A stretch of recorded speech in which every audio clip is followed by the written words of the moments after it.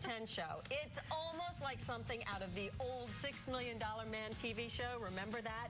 State-of-the-art, high-tech limbs are now available for war veterans and others who have lost their limbs. Meet three amazing men for making use of those prosthetics when we come back.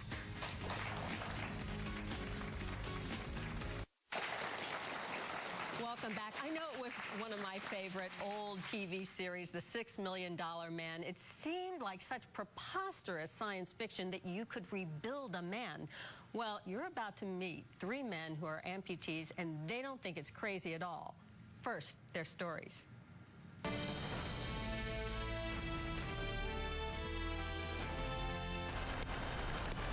Ray Viscome does not slow down for speed bumps. Born without one leg, he's now running the way he always dreamed he could. Now, with the technology, I want to do things that maybe I didn't do before.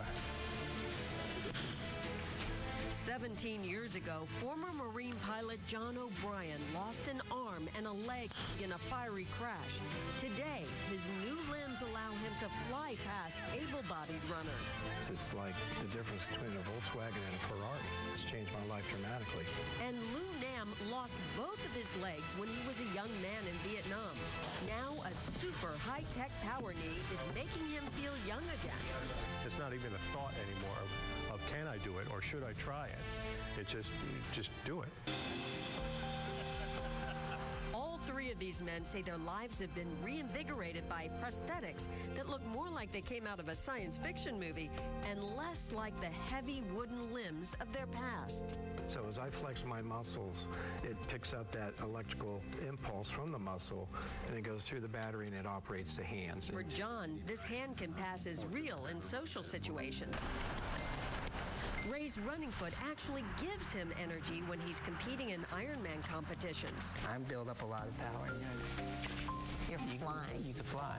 And this $54,000 bionic smart knee is the product of the very latest technology. It actually senses what Lou's next move will be and does the work for him. Now roll my hip while I'm walking, which makes it very much easier, less stressful. It's kind of the silver lining on a gray cloud called war. Tim Rayer says the wars in Iraq and Afghanistan have brought some of the best minds to work on improving prosthetics.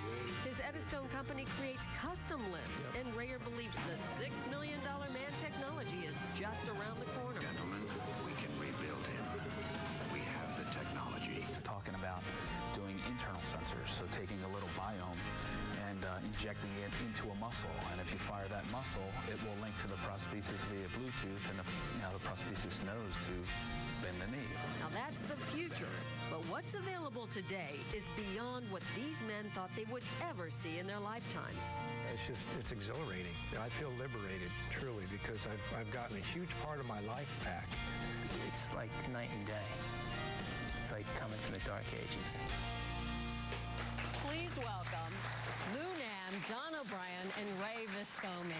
You know what I got from all of you is that you thought it was very important to tell your stories. Why?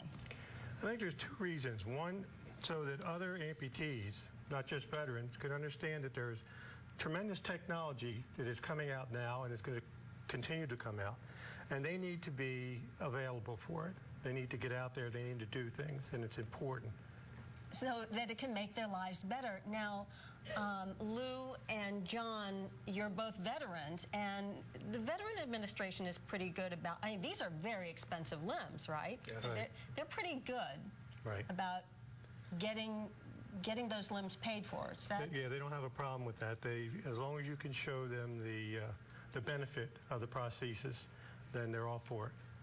But Ray, what about, because you were born without a limb, Yes. It's a problem. Yeah, and private insurance companies, they limit the amount of coverage they want to give to somebody who might be a good athlete or good at whatever they do, maybe one leg every 2 years or whatever, so they kind of stifle them and it kind of puts them in a box, which makes it difficult for them to keep fighting to go forward, because today they could do whatever it is they want, and the insurance companies kind of stop them. So what do you recommend that these folks do?